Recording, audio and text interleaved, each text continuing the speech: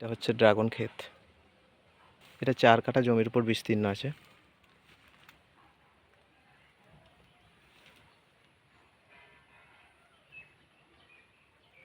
এবং এইগুলো হচ্ছে আপনার ফলের সাইজ। এগুলো এখনো পাকেনি, এগুলো পাকতে দেরি আছে।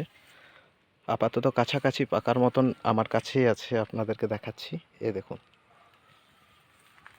এগুলো আর 6-7 দিনের মধ্যেই পরিপক্ক হয়ে যাবে। এবং এটাকে আপনার 4 ফল ধরে আছে। এখানে 200 পিস আছে, অতএব 800 ফল।